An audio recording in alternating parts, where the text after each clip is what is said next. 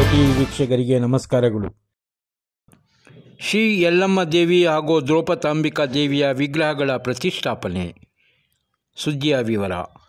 ಹೊಸಕೋಟೆ ತಾಲೂಕಿನ ನಂದಗುಡಿ ಹೋಬಳಿ ತಾವರೆಕೆರೆ ಗ್ರಾಮ ಪಂಚಾಯಿತಿಯ ಕಾಳಪ್ಪನಹಳ್ಳಿ ಗ್ರಾಮದ ಶ್ರೀ ಯಲ್ಲಮ್ಮ ದೇವಿ ಮತ್ತು ಶ್ರೀ ದ್ರೌಪದಾಂಬಿಕಾ ದೇವಿಯ ನೂತನವಾಗಿ ನಿರ್ಮಿಸಿರುವ ನೂತನ ಪ್ರತಿಷ್ಠಾಪನಾ ಕಾರ್ಯಕ್ರಮವು ಫೆಬ್ರವರಿ 5ರಿಂದ 7ನೇ ತಾರೀಖರಂದು ದೇವಸ್ಥಾನದಲ್ಲಿ ವಿಶೇಷ ಕೈಂಕರ್ಯ ಹಾಗೂ ಅನ್ನ ಸಂತರ್ಪಣೆ ಏರ್ಪಡಿಸಲಾಗಿದೆ. ಫೆಬ್ರವರಿ 5ರ ಸಂಜೆ 5 ಗಂಟೆಗೆ ದೇವತಾ ಪ್ರಾರ್ಥನೆ, ಅನುಜ್ಞೆ, ಗಣಪತಿ ಪೂಜೆ, ತೀರ್ಥ ಸಂಗಾರಣೆ, ರಕ್ಷಾಬಂಧನ, ಅಂಕುತಾರ್ಪಣೆ, ವಾಸ್ತುಪೂಜೆ, ಕಳಶ ಸ್ಥಾಪನೆ, ಧ್ವಜಾರೋಹಣ ಯಾಗ, ಶಾಲಾ ಪೂಜೆ, ಮಹಾಮಂಗಳಾರತಿ ನಂತರ ತೀರ್ಥ ಪ್ರಸಾದ ವಿನಿಯೋಗ ಇರುತ್ತದೆ. 7ನೇ ತಾರೀಕು ಶುಕ್ರವಾರ ಬೆಳಗ್ಗೆ 5 ಗಂಟೆಗೆ ಸುಪ್ರಭಾತ ಸೇವೆ, ಸ್ವಕ್ಷೇತ್ರ ನಾರಾಯಣ ಪ್ರಾಣ ಪ್ರತಿಷ್ಠಾ ಹೋಮ, ಶಾಂತಿ ಹೋಮ, ಮಹಾಪೂರ್ಣಾಹುತಿ ನಂತರ ತೀರ್ಥ ಪ್ರಸಾದ ವಿನಿಯೋಗ.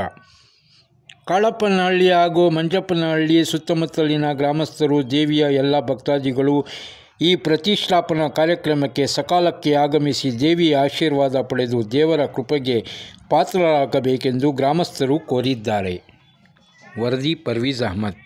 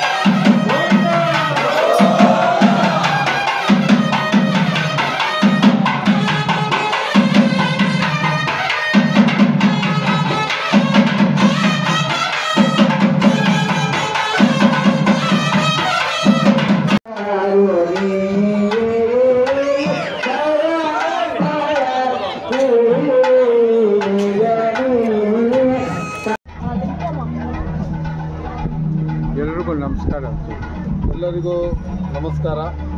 ಹೊಸಕೋಟೆ ತಾಲೂಕಿನ ತಾವರೆಕೆರೆ ಗ್ರಾಮ ಪಂಚಾಯತಿ ಬರುವಂಥ ಕಾಳಪ್ಪನಹಳ್ಳಿಯಲ್ಲಿ ನೂತನವಾಗಿ ಯಲ್ಲಮ್ಮ ಹಾಗೂ ದ್ರೌಪದಮ್ಮ, ವಿನಾಯಕ, ಕೃಷ್ಣನ ಹೊಸ ದೇವಸ್ಥಾನ ಪ್ರತಿಷ್ಠಾಪನೆ ಹಾಗೂ ವಿಮಾನ ಗೋಪುರ ಪ್ರತಿಷ್ಠಾಪನೆ ಇಂದು ನಿನ್ನೆಯಿಂದ ಕಾರ್ಯಕ್ರಮ ನಡೀತಾ ಇದೆ. ಇವತ್ತು ಹೋಮ ಯಜ್ಞಗಳೆಲ್ಲ ನಡೆದಿದೆ.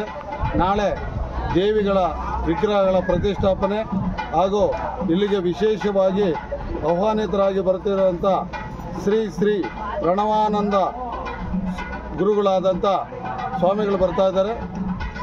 ಅವರಿಗೆ ನಾವು ಸ್ವಾಗತ ವಹಿಸ್ತೀವಿ. ನಾಳೆ ಕಳಶ ಪೂಜೆಗಳಿರುತ್ತೆ, ವಿಜೃಂಭಣೆಯಿಂದ ತಾಯಿಯ ಪಲ್ಲಕ್ಕಿಗಳಿರುತ್ತದೆ, ಆಮೇಲೆ ಅನ್ನದಾಸೋಹ ಇರುತ್ತೆ. ಇಲ್ಲಿ ಒಂದು 40 ವರ್ಷಗಳ ಕನಸಾಗಿದ್ದಂಥದ್ದನ್ನು ಇವತ್ತು ಎಲ್ಲ ಭಕ್ತಾದಿಗಳ ಸಹಾಯದಿಂದ ಈ ದೇವಸ್ಥಾನನ ನೂತನ ಕಟ್ಟಡವನ್ನು ಉದ್ಘಾಟನೆ ಮಾಡ್ತಾ ಇದ್ದೀವಿ.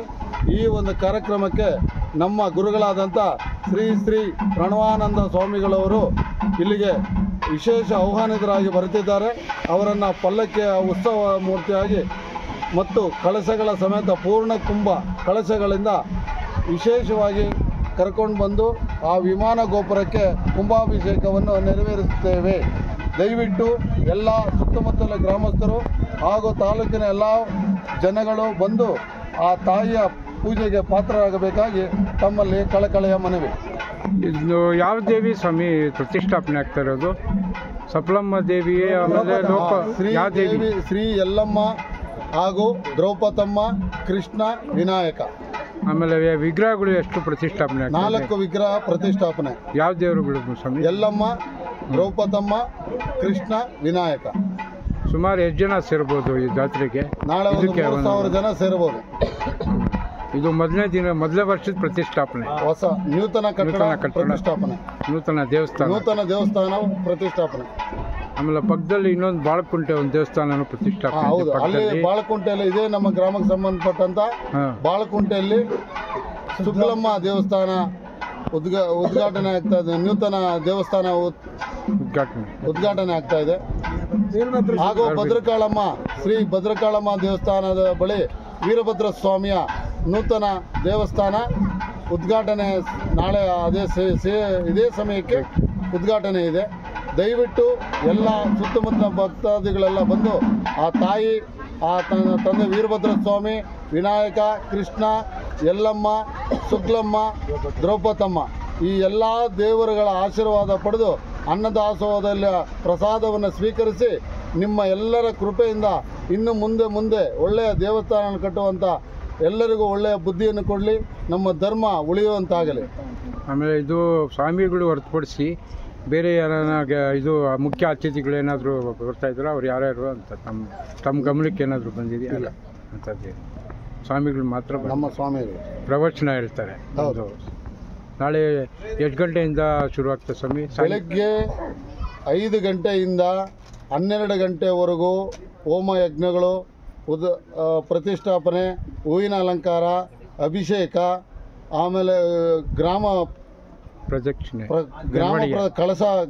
ಕಳಶ ಪ್ರದಕ್ಷಿಣೆ, ದೇವಸ್ಥಾನಗಳ ಪ್ರದಕ್ಷಿಣೆ, ಗುರುಗಳ ಆಹ್ವಾನ ಮೆರವಣಿಗೆ, ಅದಾದ ನಂತರ ಹೂವಿನ ಅಲಂಕಾರ, ಮಹಾಮಂಗಳಾರತಿ 12 ಗಂಟೆಗೆ ನಡೀತದೆ. ಮಧ್ಯಾಹ್ನ ಅನ್ನದಾಸೋಹ ಕಾರ್ಯಕ್ರಮ 12 ಗಂಟೆಗೆ ನಡೀತದೆ. ಬೆಳಗ್ಗೆಯಿಂದ ಸಂಜೆವರೆಗೂ ಅನ್ನದಾಸೋಹ ನಡೀತಾ ಇರ್ತದೆ. ಎಲ್ಲರೂ ಬಂದು ಈ ದಾಸೋಹದಲ್ಲಿ ಆ ತಾಯಿಯ ಪಾತ್ರರಾಗಬೇಕಾಗಿ ಕಳಕಳಿಯ ಮನವಿ.